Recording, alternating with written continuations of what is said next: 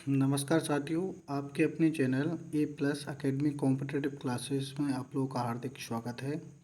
ठीक है, आज हम कुछ पढ़ेंगे इतिहास के प्रमुख जो हमारे लीडर्स हैं या राष्ट्रीय ध्वज हैं, राष्ट्रगान हैं, इन सब के बारे में हम डिटेल में चर्चा करेंगे। चलिए साथियों, हम आगे बढ़ते हैं। राष्ट्रीय प्रतीक, चैप्टर फर्स्ट देखिए, भारत के राष्ट्रीय प्रतीक। जैसे मैं बात करूँ राष्ट्रपिता, तो राष्ट्रपिता का दर्जा किसे दिया जाता है साथियों? महात्मा गांधी को। जो राष्ट्रपिता का दर्जा है भारत के राष्ट्रीय प्रतीक में, हम पहला चैप्टर पढ़ रहे हैं, राष्ट्रपिता यानी महात्मा गांधी। महात्मा गांधी जी का जो जन्म कब हुआ था? 2 अक्टूबर 1869 ईस्वी में। कहाँ हुआ था? ये गुजरात के पोरबंदर नामक स्थान पर हुआ था। गुजरात राज्य वर्तमान में पोरबंदर एक स्थान है, वहाँ पर हमारे राष्ट्रपिता यानी महात्मा गांधी का जन्म हुआ था। ठीक है साथियों, और जो इनका इतिहास में काफ़ी बड़ा योगदान है। ठीक है, और हम बात करें महात्मा गांधी जी की, जैसे ये इंग्लैंड में वकालत पास कर भारत आए 1893 ईस्वी में। भारतीयों और अफ्रीकी अश्वेत लोगों पर हो रहे अत्याचार और रंगभेद की नीति के विरुद्ध उन्होंने आंदोलन किया। सबसे ज़्यादा यानी जो प्रभाव डाला किसने डाला? महात्मा गांधी जी ने, क्योंकि भारतीयों और अफ्रीकी अश्वेत लोगों पर, अश्वेत मतलब जो सफ़ेद नहीं है, मतलब नहीं, श्वेत मतलब सफ़ेद, जो सफ़ेद नहीं है यानी मतलब काले हैं, कलर में कैसे हैं, उनका रंग कैसा है? काला है साथियों। हो रहे अत्याचार और रंगभेद की नीति के विरुद्ध उन्होंने आंदोलन किया। नेक्स्ट देखिए साथियों, इसमें इम्पोर्टेंट पॉइंट है, एक तो हो गया। नेक्स्ट देखते हैं कि जो हमारे महात्मा गांधी जी ने अंग्रेज़ों के खिलाफ सत्य और अहिंसा की नीति अपनाते हुए भारत को स्वतंत्र कराने में क्या महत्वपूर्ण योगदान दिया है। ठीक है, इन्होंने अपना सर्वस्व जीवन हमारे देश के प्रति न्यौछावर कर दिया है। 1917 से लेकर 1969 तक की राष्ट्रीय आंदोलन के काल को गांधी युग के नाम से जाना जाता है। देखिए साथियों, ये बहुत इम्पोर्टेंट पॉइंट है। क्या है कि 1917 से 1947 तक के जितने राष्ट्रीय आंदोलन के जो काल हैं, उन्हें गांधी युग के नाम से जाना जाता है। सर्वप्रथम सुभाष चंद्र बोस ने महात्मा गांधी को किसकी पदवी दी, किसकी यानी उपाधि दी? राष्ट्रपिता के नाम से संबोधित किया। देखिए साथियों, हमारे जो राष्ट्रपिता हैं महात्मा गांधी, इनका जन्म किस सन में हुआ था, किस ईस्वी में हुआ था? 2 अक्टूबर 1869 ईस्वी में। ठीक है, कहाँ पर हुआ था? गुजरात राज्य के पोरबंदर नामक स्थान पर हुआ था। ठीक है, और साथियों अंग्रेज़ों के खिलाफ अंग्रेज़ों के खिलाफ सत्य और अहिंसा की नीति अपनाते हुए भारत को स्वतंत्र कराने में महत्वपूर्ण योगदान रहा है। 1917 से लेकर 1947 तक के राष्ट्रीय आंदोलन के काल को किस युग से जाना जाता है साथियों? ये गांधी युग के नाम से जाना जाता है। सर्वप्रथम ये क्वेश्चन बहुत इम्पोर्टेंट है कि महात्मा गांधी जी को किस नाम से संबोधित किया जाता है, या तो इन्हें राष्ट्रपिता के नाम से संबोधित किया जाता है। यह है जो उपाधि है या यह जो पदवी है, वो किसने इनको मतलब प्रदान की, किसने दी? तो ये हमारे सुभाष चंद्र बोस ने महात्मा गांधी को राष्ट्रपिता के नाम से संबोधित किया। साथियों नेक्स्ट बढ़ते हैं आगे। रविन्द्रनाथ टैगोर ने सर्वप्रथम मोहनदास करमचंद गांधी को महात्मा कहा था। साथियों ये पहला पॉइंट बड़ा इंपॉर्टेंट है, आप चाहो तो याद कर सकते हो, बार बार दोहराओगे याद हो जाएगा। रविंद्र, मेरे साथ दोहराइए साथियों, तो आपको बहुत जल्दी याद हो जाएगा। रविन्द्रनाथ टैगोर ने सर्वप्रथम मोहनदास करमचंद गांधी को महात्मा गांधी कहा था। साथियों हम नेक्स्ट आगे बढ़ते हैं। देखिए, पंडित जवाहरलाल नेहरू ने सर्वप्रथम महात्मा गांधी को बापू कहा था। जो कुछ पदवी हैं यानी महात्मा गांधी जी के को दी थी, जैसे सुभाष चंद्र बोस ने इनको राष्ट्रपिता के नाम से संबोधित किया, रविन्द्रनाथ टैगोर ने इन्हें महात्मा का नाम दिया। ठीक है, पंडित जवाहरलाल नेहरू ने महात्मा गांधी को बापू के नाम से मतलब इनको विभूषित किया, इनको संबोधित किया। विंस्टन चर्चिल ने, जो विदेशी थे, विंस्टन चर्चिल ने सर्वप्रथम महात्मा गांधी को अर्धनग्न फकीर कहा था। अर्धनग्न फकीर इसलिए कहा था क्योंकि ये सारे मतलब जब इंडिया आए तो इन्होंने सारे वस्त्र यानी जो त्याग दिए थे, और ये एक जो इंडियन पोशाक में रहते थे, और ठीक है, इसलिए इन्हें अर्धनग्न फकीर कहा जाता है। साथियों, तीनों पॉइंट बहुत इंपॉर्टेंट हैं, तो इनको आप अच्छे से याद रखें। साथियों, नेक्स्ट नेक्स्ट पढ़ते हैं राष्ट्रीय ध्वज यानी हमारा क्या, तिरंगा यानी फ्लैग। राष्ट्रीय ध्वज यानी नेशनल फ्लैग क्या है, हमारा तिरंगा। जो भारत का राष्ट्रीय ध्वज है उसे क्या नाम दिया गया, तिरंगा। तिरंगा के नाम से जाना जाता है। किस नाम से जाना जाता है साथियों, तिरंगा के नाम से जाना जाता है। भारतीय संविधान सभा ने इसे कब इसको अपनाया, तो 22 जुलाई 1947 को इसे राष्ट्रीय ध्वज यानी तिरंगा के रूप में अपनाया। ठीक है साथियों, और 14 अगस्त 1947 को संविधान सभा के अर्धरात्रिकाल अधिवेशन में राष्ट्र को समर्पित किया। जो राष्ट्रीय ध्वज यानी तिरंगा था, 14 अगस्त 1947 को भारतीय संविधान के अर्धरात्रिकाल, कब, अर्ध यानी आधी रात में जो अधिवेशन में राष्ट्र को समर्पित किया गया। यानी जो भारत का भारतीय राष्ट्रीय ध्वज है उसे क्या नाम दिया गया, तिरंगा फ्लैग, ध्वज यानी नेशनल फ्लैग को तिरंगा के नाम से जाना जाता है। भारतीय राष्ट्रीय सभा ने इसे 22 जुलाई 1947 को इसे राष्ट्रीय ध्वज यानी तिरंगा के नाम से अपनाया। साथियों, नेक्स्ट पॉइंट पढ़ते हैं। इसे 14 अगस्त 1947 को संविधान सभा के अर्धरात्रिकाल यानी आधी रात के अधिवेशन में राष्ट्र को समर्पित किया। ठीक है साथियों, नेक्स्ट बढ़ते हैं हम आगे। नेक्स्ट पॉइंट है साथियों, इसकी जो तिरंगा झंडे में 3 पट्टियाँ होती हैं, 3 पट्टियाँ होती हैं साथियों। आपको ये फ्लैग हमारा दिख रहा होगा, इसमें क्या होती हैं, 3 फ्लैग होते हैं, लंबाई एवं चौड़ाई।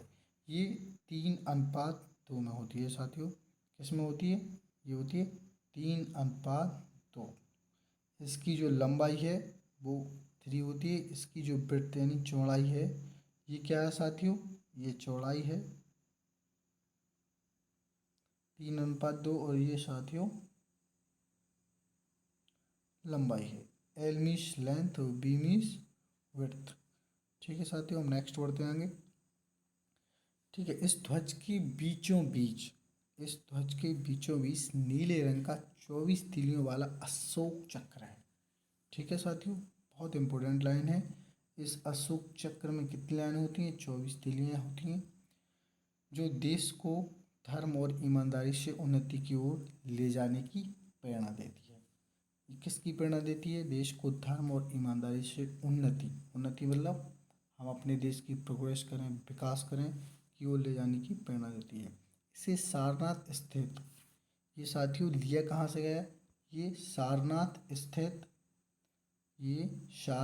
स्थित अशोक स्तंभ से लिया गया है।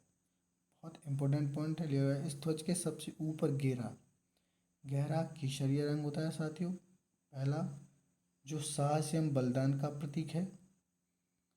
साथियों, सबसे ऊपर गहरा केसरिया रंग होता है, ये जो दिख रहा है साथियों आपको, ये जो साहस एवं बलिदान का प्रतीक है। मध्य में सफ़ेद रंग जो सत्य एवं शांति का प्रतीक है। ऊपर साहस और बलिदान का प्रतीक है गहरा केसरिया रंग। नेक्स्ट होता है साथियों सफ़ेद, जो साहस एवं बलिदान का प्रतीक है। मध्य में सफ़ेद रंग जो सत्य एवं शांति का प्रतीक है। और सबसे नीचे हरा रंग, जिसे विकास, उर्वरता, विश्वास एवं शौर्य को प्रतीक माना जाता है। ठीक है साथियों, नेक्स्ट देखते हैं।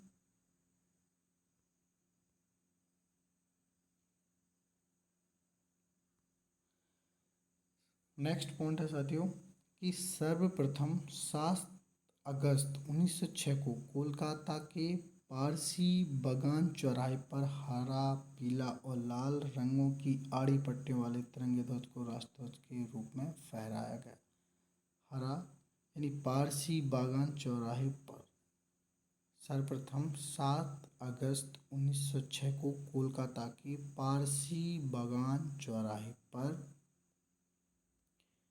हरा, पीला और लाल रंगों की आड़ी पट्टियों वाले तिरंगे ध्वज को राष्ट्रीय ध्वज के रूप में फहराया गया। साथियों, नेक्स्ट पॉइंट है 22 अगस्त 1907 को जर्मनी के शहर स्टुटगार्ट में इंटरनेशनल सोशलिस्ट कांग्रेस के सम्मेलन में मैडम कामा ने इसी ध्वज को कुछ परिवर्तित रूप में फैलाया। इसी ध्वज का कुछ परिवर्तित रूप फहराया। आज़ादी के बाद देश के बाहर विदेशी जमीन पर पहली बार ऑस्ट्रेलिया में आधिकारिक रूप से तिरंगे झंडे को फहराया गया। सब आज़ादी के बाद देश के बाहर विदेशी जमीन पर पहली बार ऑस्ट्रेलिया में आधिकारिक रूप से तिरंगे झंडे को फहराया गया। साथियों, हम नेक्स्ट बढ़ते हैं आगे। 29 मई 1953 को पहली बार तिरंगा माउंट एवरेस्ट पर तेनसिंग नार्गे एवं सर एडमंड हिलेरी द्वारा फहराया। 29 मई 1953 को पहली बार माउंट एवरेस्ट पर, कहाँ पर, माउंट एवरेस्ट पर तेनसिंग नार्गे एवं सर एडमंड हिलेरी द्वारा फहराया गया। साथियों, नेक्स्ट पॉइंट है 1971 में अमेरिका के अपोलो 15 नामक अंतरिक्ष यान द्वारा भारत का राष्ट्रीय झंडा सबसे पहले अंतरिक्ष में फहराया गया। 1971 में। साथियों, कब? 1971 में। साथियों, कब? 1971 में अमेरिका के अपोलो 15 नामक अंतरिक्ष यान द्वारा, इस यान द्वारा अपोलो 15 नामक अंतरिक्ष यान द्वारा भारत का राष्ट्रीय झंडा सबसे पहले अंतरिक्ष में फहराया गया। साथियों, नेक्स्ट पॉइंट है, आगे बढ़ते हैं। 9 जनवरी 1987 को कर्नल जे.के. बजाज ने दक्षिणी ध्रुव पर तिरंगे को पहली बार फहराया था। दक्षिणी ध्रुव पर कर्नल जे.के. बजाज ने दक्षिणी ध्रुव पर तिरंगे को पहली बार फहराया था। साथियों, नेक्स्ट बढ़ते हैं। 21 अप्रैल 1996 को उत्तरी ध्रुव पर स्क्वाड्रन लीडर संजय थापा ने तिरंगे को फहराया। 21 अप्रैल 1986 को उत्तरी ध्रुव पर। दक्षिणी ध्रुव पर तिरंगे को पहली बार, तो क्या बोलोगे? Colonel JK. बजाज। नेक्स्ट था 9 जनवरी 1987। फिर 21 अप्रैल 1996 को उत्तरी ध्रुव पर, ये दक्षिणी ध्रुव था, अब उत्तरी ध्रुव। कितने ध्रुव होते हैं? 2, एक तो दक्षिणी और एक उत्तरी ध्रुव। ठीक है साथियों, नेक्स्ट आगे बढ़ते हैं। जम्मू कश्मीर एकमात्र ऐसा राज्य है इसके झंडे को राष्ट्रीय ध्वज के जम्मू कश्मीर एकमात्र ऐसा राज्य है जिसके झंडे को राष्ट्रीय ध्वज के साथ फहराया जा सकता है, राष्ट्रीय ध्वज के साथ फहराया जा सकता है। नेक्स्ट है साथियों कि 5 अप्रैल 1984 को भारत के प्रथम अंतरिक्ष यात्री 5 अप्रैल 1984 को भारत के प्रथम अंतरिक्ष यात्री स्क्वाड्रन लीडर राकेश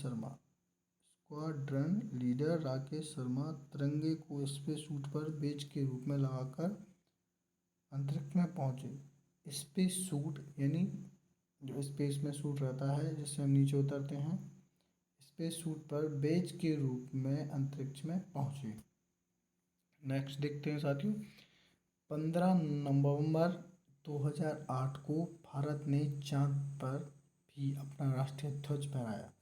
पहली बार कब? 15 नवंबर 2008 को भारत ने चांद पर भी अपना राष्ट्रीय ध्वज फहराया। इस प्रकार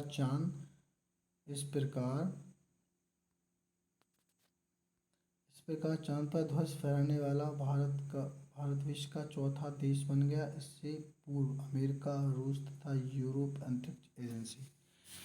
यूरोपीय अंतरिक्ष एजेंसी ने भी अपने ध्वज वहाँ फहराए। जो इंडिया है उसका इस क्रम में नंबर किस स्थान पर आता है? चौथा देश बन चुका है या बन गया है। इससे पूर्व अमेरिका, रूस तथा यूरोपीय अंतरिक्ष एजेंसी ने भी अपने ध्वज वहाँ फहराए। साथियों नेक्स्ट पॉइंट है, आगे बढ़ते हैं। 26 जनवरी 2002 को ध्वज संहिता भारत का स्थान भारतीय ध्वज संहिता 2002 ने ले लिया। 26 जनवरी 2002 को ध्वज संहिता भारत का स्थान किसने ले लिया साथियों? ये जो स्थान है तो भारतीय ध्वज संहिता 2002 ने ले लिया है। इसकी व्यवस्था के अनुसार अब आम नागरिक अपनी निजी संस्थाओं, शिक्षण संस्थाओं में सम्मानित तरीके से साल के किसी भी दिन ध्वजारोहण कर सकते हैं। ठीक है साथियों, इस वीडियो में इतना ही। हम आप आगे मिलेंगे राष्ट्रीय गान के साथ। ठीक है, नेक्स्ट हमारा जो टॉपिक होगा राष्ट्रीय गान। साथियों, आपको वीडियो पसंद आया हो तो वीडियो को लाइक करें, शेयर करें एंड सब्सक्राइब करें। धन्यवाद दोस्तों, जय हिंद।